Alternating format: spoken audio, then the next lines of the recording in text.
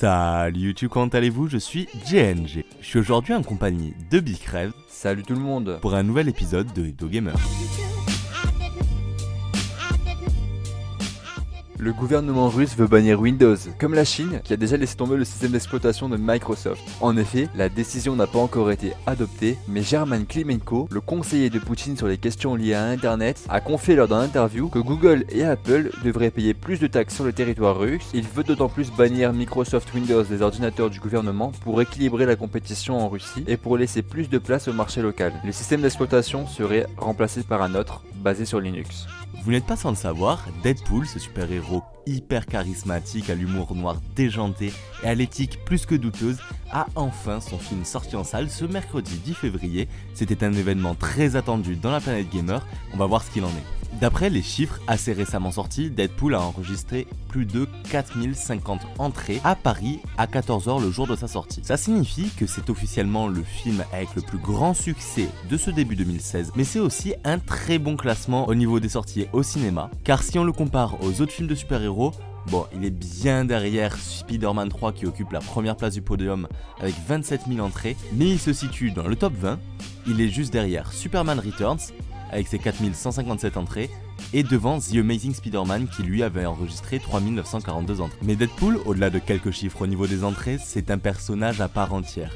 Il est considéré, d'après un récent sondage, comme le super-héros le plus apprécié de cette année 2016. Au niveau du film, quelques critiques ressortent. Au niveau des points positifs, il y a cette fidélité au personnage du comics qui est assez saisissante, des effets spéciaux qui sont assez maîtrisés, il y en a mais pas trop, on n'est pas dans l'excès non plus, une violence omniprésente qui caractérise bien ce super-héros sans commune mesure. Mais bon, il y a quelques points négatifs, tout n'est pas forcément très blanc, comme par exemple les méchants qui manquent un petit peu de charisme, ou alors l'humour qui est tellement présent que pour certaines personnes ça peut devenir lourd. Dans tous les cas, le film est en salle pour plusieurs semaines, on l'espère, donc on vous invite à aller le voir dans votre cinéma le plus proche.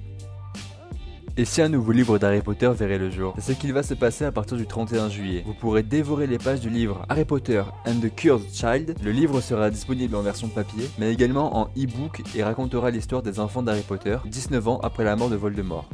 L'actualité gamer cette semaine était assez fournie, car en plus de la sortie en salle de Deadpool et des autres sujets abordés dans l'épisode, Ubisoft a officiellement confirmé qu'il n'y aurait pas d'Assassin's Creed cette année en 2016, ce qui va avec ce que l'on vous disait dans les épisodes précédents de Hebdo Gamer, mais qu'à la place, il y aura bel et bien une suite à Watch Dogs.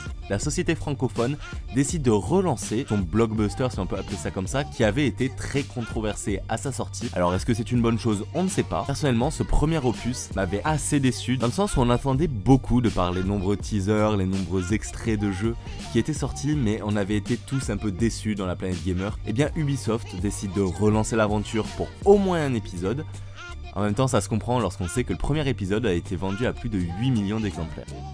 Comme vous le savez, Twitch est une plateforme de streaming qui réunit chaque jour des milliers de personnes. Mais savez-vous quels ont été les jeux les plus streamés en 2015? Le premier reste inévitable. Comme en 2014, il s'agit de LoL, League of Legends, suivi de Counter-Strike, Dota, Hearthstone et Minecraft. FIFA 15 quant à lui finit à la 10e place. Notons que Twitch a permis de récolter plus de 17 millions de dollars pour des œuvres de charité sur la seule année 2015, soit une moyenne d'environ 46 500 dollars par jour.